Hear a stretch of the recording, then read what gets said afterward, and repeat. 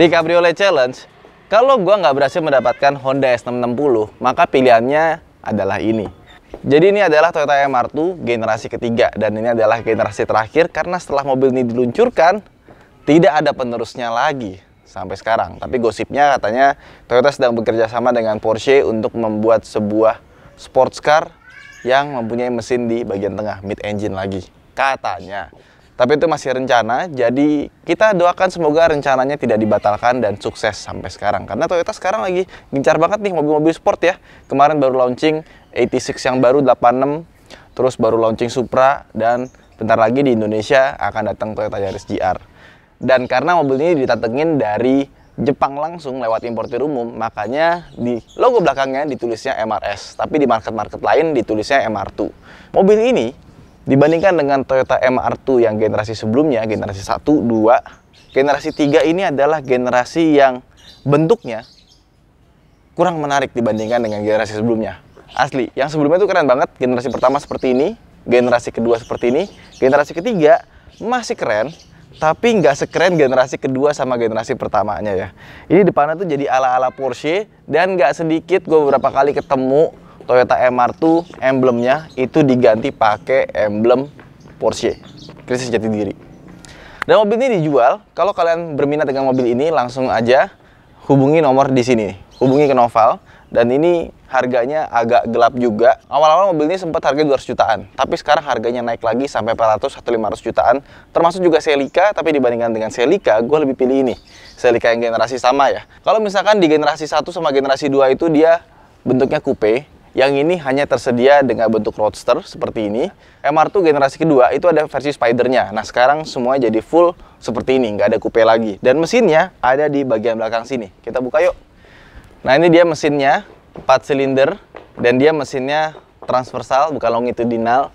Biasa kalau mobil RWD itu longitudinal karena ada gardannya ke belakang. Kalau ini dia langsung, jadi kayak FWD. Ya. Nah ini mesinnya 4 silinder, mesin 1ZZ.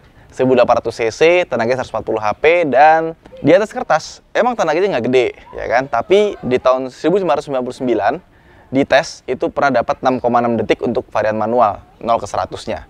Kalau yang Matic sekitar 8,6 detik, jadi bedanya 2 detik. Emang transmisi Matic zaman dulu nggak seperti transmisi Matic zaman sekarang yang super kenceng, bahkan bisa lebih kenceng dibandingkan dengan varian manualnya. Dan sayangnya dia hanya tersedia dengan pilihan satu mesin saja. Generasi kedua yang sebelumnya, yang bentuknya kayak gini ya, dia punya pilihan mesin banyak. Ada mesin 2200, ada mesin 2000, dan ada mesin 2000 cc turbo. Kenapa yang sekarang justru nggak dikasih turbo lagi? Sayang sekali. Dan biasanya tuner-tuner di sana yang merasa performanya kurang, itu banyak yang swap engine dengan mesin Toyota lainnya.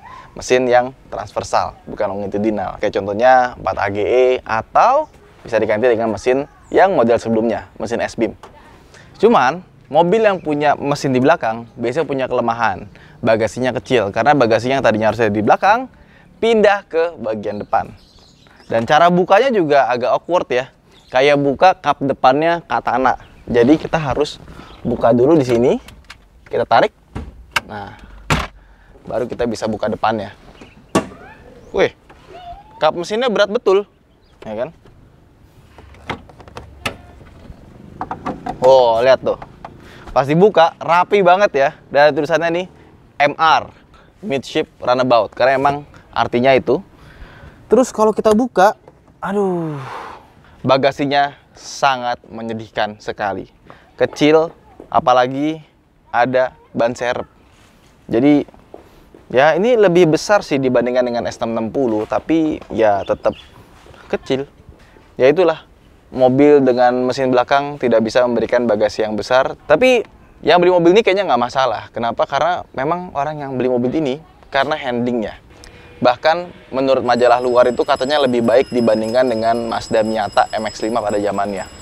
Ya karena bagaimanapun dia punya layout mesin di belakang, bukan di depan.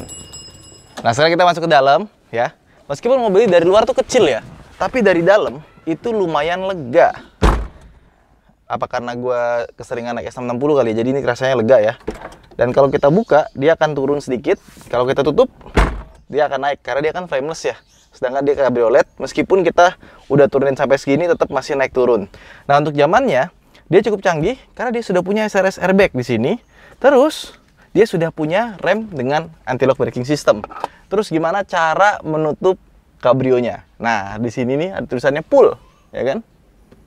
Nah, udah di pull, kita angkat seperti ini. Habis itu sebelah kanan kita kunci, sebelah kiri kita kunci.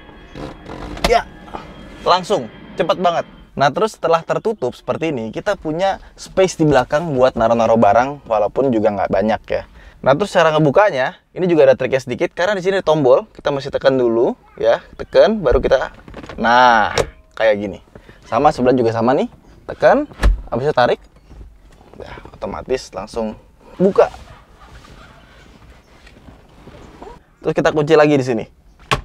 Nah, oke, kemudian hampir kelupaan, dia juga punya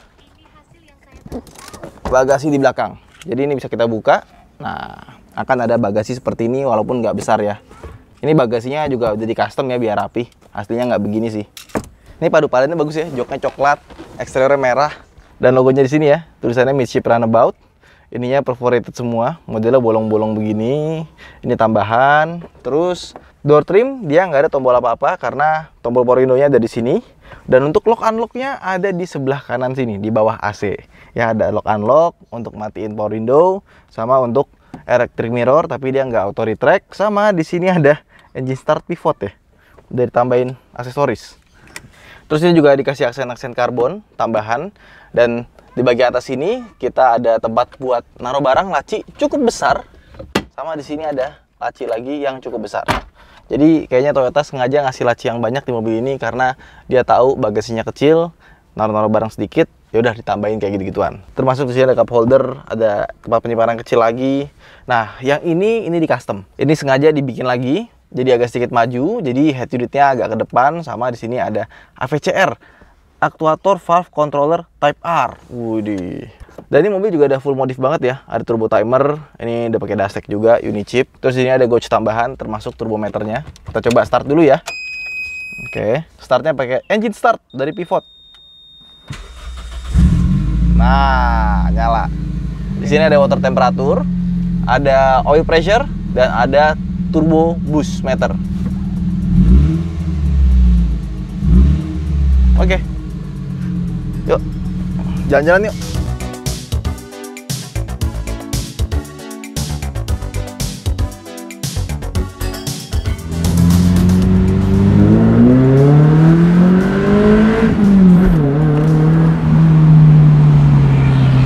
Weh, ini mobil enak sih. Jadi ternyata ini mobil, tadi gue ditelepon, dulunya diturboin. Makanya masih ada nyisa turbo timernya, masih ada boost meternya, tapi boost meternya sampai ke 0 doang, nggak bisa nambah karena emang busnya udah nggak ada kan, udah nggak ada turbonya, keongnya udah nggak ada gitu. Tapi ya tanpa pakai turbo aja, ini sih larinya udah lebih dari cukup. Dan coilovernya pun juga dipakai buat harian tuh masih nyaman. Ini kita pakai di jalan biasa, emang terasa keras tapi masih agak lembut lah. Pas sih menurut gua ya. Dan ini naik mobil ini di mana-mana tuh diliatin.